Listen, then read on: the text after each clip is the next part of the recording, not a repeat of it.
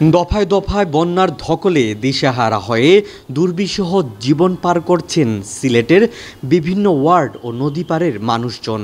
সুরমার পানি বিপদসীমার কিছুটা উপর দিয়ে প্রবাহিত হলেই পানিতে তলিয়ে যায় সুরমার পাড়ে অবস্থিত এখানকার প্রায় প্রত্যেকটি এলাকা। তাই চরম ভোগান্তির মধ্য দিয়ে দিন পার করেন নদী পাড়ের বাসিন্দারা। এবার তো আজকে এক সপ্তাহ ধরে অবস্থায় আমরা আছি।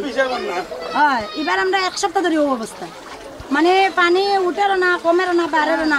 আমরা বাচ্চা কাচ্চা তো খাম কাজেও যাওয়া যান না। তখন আমরা বৃদ্ধ মানুষ লইয়া, গর্ভবতী লইয়া বাচ্চা কাচ্চা লইয়া আমরা বেশি বিপদ। তারা আমরা বাঁচাইম, আমরা নিজে তখন বাঁচতে পারলাম না। খাম কাজ নাই, বাড়িয়ে যাওয়া যান না। ঘর বিছনা বিছনা পানি দেখুন গিয়া, চুলাত পানি। আমরা তো গাঙ্গর ভাড়ও থাকি, আমরা খানি পাইলাম না। 2 দিন ধরে আমরা চুলা আগুন জ্বলেন না। এরপরে আমরা বাচ্চা কাচ্চা বেমারে মরি যার পানি দিয়ে আজ 5 দিন ধরে পানি আমরা ঘরে দুয়ারে। এখন আমরা এখানে অসহায় হয়ে গেছি। ভোগান্তির যেন শেষ নেই। সুরমার পাড়ে অবস্থিত ভারতখলার মানুষদের চলতি বন্যায় তলিয়ে গেছে বসতবাড়ি। 3 দিন যাবৎ পানিবন্দী জীবন পার করছেন এখানকার প্রায় 1000 খানেক খেটে খাওয়া মানুষ। আছেন বিশুদ্ধ পানি ও খাবার সংকটে। খাবারের পানিটা, এই খাবারের পানিটা সিটি কর্পোরেশনের তরফ থেকে দেওয়ার জন্য আমি বিশেষভাবে ওই একটা স্কুল খুলে দিয়েছে, একটা স্কুলের মধ্যে হাজার হাজার মানুষ, একজনের জায়গা হয় না। স্কুলেও পানি, নিচতলা পানি, উপরতলা, একজনের উপরে আরেকজন মরে, খাবার কোনো ব্যবস্থাও নাই। 2022 সালের বন্যায়ও ব্যাপক ক্ষয়ক্ষতির সম্মুখীন হয়েছেন এই এলাকার বাসিন্দারা। সবচেয়ে বেশি চিন্তিত বৃদ্ধ ও শিশুদের নিয়ে। গেল বন্যায়ও এই মা হারিয়েছেন তার সন্তান, এবার আবারও অসুস্থ কোলের শিশু।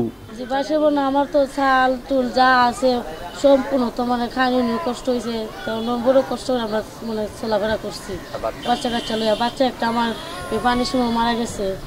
বড় আমরা কষ্ট করে আমরা দিন কোন যেতে অনেক তো এত পানি, কমার পানি পানি কোনো খানি উপাসন কোনো যে বয়ে দিচ্ছি আমরা খানি করে নাই। ও তো বাচ্চা আজকে 5 দিন ধরে জ্বরে কমতেছে, ঠান্ডা জ্বর তা লাগিয়ে দিচ্ছে। বাচ্চাদেরকে নিয়ে বেশি আমাদের এই চিন্তা ভাবনা, বাচ্চাদেরকে নিয়ে ছোট ছোট মাসুম বাচ্চা, তাদের এই চলাফেরা এগুলো খুব সমস্যা। বারবার বন্যার কবলে পড়া এই মানুষগুলো এখনো পাননি কোনো সহায়তা বা দেখতে আসেনি কেউ।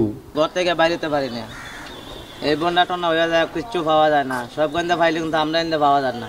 কাউন্সিলর তারা জন্য দেখতে উঠতো আমরা রে বা সাহায্য করতো, তাও তো মনে করলাম না যে আমরা কিছু পাইছো করি, ইতর তো নাই।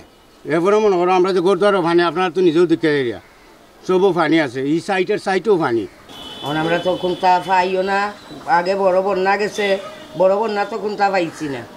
ইভিরা বন্যা তো আমরা কোনটা এবার পাইছি না, দেয় না। এদিকে সুরমার পানি আজ থেকে কিছুটা কমতে শুরু করলেও নতুন করে প্লাবিত হয়েছে সিলেটের সুনামগঞ্জ সহ আরও বেশ কয়েকটি উপজেলা। Zubair Ahmad, 2DBD TV, Sylhet.